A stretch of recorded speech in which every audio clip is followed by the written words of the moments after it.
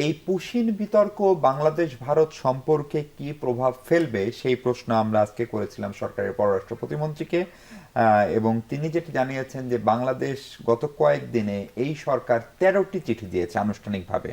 এবং আপনি এটিও জানেন যে আজকে থেকে 4 দিন ব্যাপী বিজিবি বিএসএফ মহাপরিচালক পর্যায়ের বৈঠক চলছে। ফলে একদিকে চিঠি আর একদিকে কন্টিনিউ পুশিন, ফলে এটা সম্পর্কেও প্রভাব ফেলতে পারে বলে পররাষ্ট্র মন্ত্রণালয় বলছে। ফলে আপনার কাছে কি মনে হয়?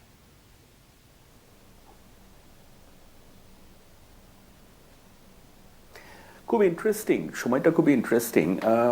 দেখেন, আমি গুরুত্ব দিব একটা বিষয়, সেটা হলো যে আমাদের আসলে বোঝার চেষ্টা করা উচিত, এবং আমরা যে বুঝতে পেরেছি তা আমি দাবি করতে পারি না। আমাদের অবস্থা দৃষ্টিতে মনে হয় না যে আমরা বুঝতে পেরেছি যে ভারতের এই আচরণের পেছনে আসলে কি কারণ। টাইমিং তো খুব ইন্টারেস্টিং। আপনি বলেছেন যে এই যে ডিজি লেভেলে যে মিটিং হচ্ছে দিল্লিতে বিজিবি এবং বিএসএফ এর মধ্যে, তার ঠিক আগ দিয়ে এটি হয়েছে, কিন্তু তার আগে আবার নির্বাচনও হয়ে গেছে, এবং নির্বাচনে এটি একটি বড় বিষয় ছিল পশ্চিমবঙ্গে, অবৈধ বাংলাদেশ, এই সব কিছু মিলিয়ে। এবং আপনি চিঠির কথা বলেছেন, পররাষ্ট্র মন্ত্রণালয় থেকে চিঠির কথা বলেছেন। আমি মনে করি না যে চিঠি দিয়ে সমস্যার সমাধান হবে। আমরা কারণটা বুঝতে পারছি না বা তাদের উদ্দেশ্যটা বুঝতে পারছি না। আমার মনে হয় সেখানে আমাদের ফোকাস করা উচিত। মানে আমাদের অ্যাজ ফার অ্যাজ আমাদের যে বায়োল্যাটারাল রিলেশনশিপ ইজ কনসার্ন, এখানে তো খুবই আমি মনে করি যে একটা খুব নানাবিধ ক্ষত ইতিমধ্যেই তৈরি হয়েছে, এবং এই ক্ষত আমরা ভেবেছিলাম যে প্রশমনের জন্য আমরা ভারতের দিক থেকে উদ্যোগ নেওয়া হয়েছে এমনটি দেখব, কিন্তু তার কোনো আমরা আলামত দেখতে পাচ্ছি না।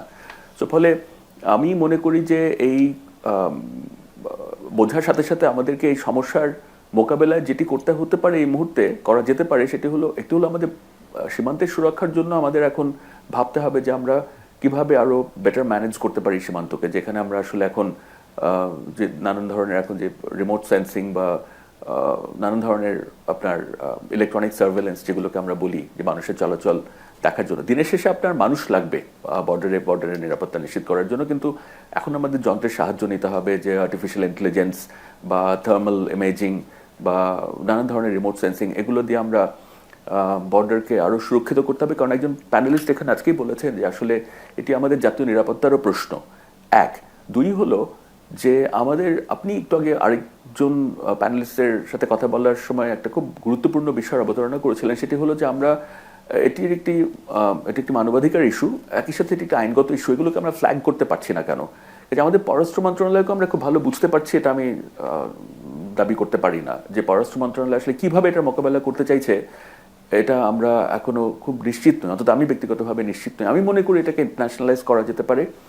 ইন্টারন্যাশনালাইজ করা মানে এটাকে আদালতে নিয়ে যাওয়া এমনটি নয়, অন্তত মিডিয়াতে এটি আরও অনেক আরও ডিবেট, এখানে আপনার কি বলে এটাকে, মানে নিয়ে আসা যেতে পারে এখানে, আর আরও বেশি ডিবেট হওয়া উচিত, যেখানে এটা আরও আগেই হওয়া উচিত ছিল, যখন আসামের মুখ্যমন্ত্রী হেমন্ত বিশ্ব শর্মা বলেছেন যে কি প্রক্রিয়ায় বাংলাদেশে অবৈধভাবে তারা তাদের নাগরিকদেরকে ঠেলে ঢুকিয়ে দিচ্ছেন অবৈধ বাংলাদেশি তকমা লাগিয়ে।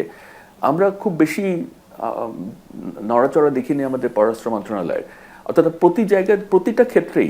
আমরা রোহিঙ্গাদের ক্ষেত্রে দেখেছিলাম আজকে থেকে 10 বছর আগে, এখনও তাই একই প্রবণতা দেখছি আমরা, যে খুব রিয়াকশনারি কোনো একটা ঘটনা ঘটে যাওয়ার পর আমরা প্রতিক্রিয়া দেখাচ্ছি, সেই প্রতিক্রিয়াও খুবই স্লো। দেখেন, এই 11টা চিঠি এত ঘটনা ঘটে যাওয়ার পর আমার মনে হয় না যে শুধু চিঠি দিয়ে সমস্যার সমাধান করা যাবে। তো আমাদের বুঝতে হবে যে ভারত কি চাইছে, ভারতকে বোঝাতে হবে যে ভারত যে বাংলাদেশকে, কারণ বাংলাদেশকে তো ভারতের খুব দরকার, আপনি জানেন এটা, এবং ভারতকেও বাংলাদেশের দরকার। তো সেই ওই ওই ওই দ্বিপাক্ষিক স্বার্থ, আমরা যেগুলো মানে স্বার্থ সংশ্লিষ্ট বিষয় রয়েছে, সেখানে যদি আমরা সেই ওগুলো রিয়েলাইজ করতে চাই, তাহলে যে ধরনের সম্পর্ক দরকার ভারতকে সেই সম্পর্কের জন্য কাজ করতে হবে। এটা অটোমেটিক্যালি হবে না। আপনি জানেন যে গত সরকারের আমলে ভারত, আমরা জানি যে অনেক হিউজ ইনভেস্ট করেছে বিভিন্ন সেক্টরে, সেটা কানেক্টিভিটি বলেন আর অন্যান্য নানান সেক্টরে, সেগুলো এখন স্থবির হয়ে গেছে। আমরা ভেবেছিলাম যে একটা পলিটিক্যাল গভর্নমেন্ট আসলে ভারতের দিক থেকে আমরা এরকম একটা প্রবণতা দেখব যে ভারত চাইবে যে আরো কত দ্রুত নর্মালাইজ করা যায়। এবং এটি আমি মনে করি না একেবারেই, আপনি নিজেও বলেছেন আপনার আলোচনায় কিছুক্ষণ আগে, যে এটি শুধুমাত্র পশ্চিমবঙ্গ কেন্দ্রিক কোনো একটি নীতির আলোকে এগুলো ঘটছে তা নয়, এটি সাথে আপনার কেন্দ্রেরও এক ধরনের এখানে মদদ রয়েছে। এবং সেই কারণে আমাদের বোঝার চেষ্টা করা উচিত যে যা ঘটছে কেন তা ঘটছে এবং আমরা কিভাবে তা মোকাবেলা করব।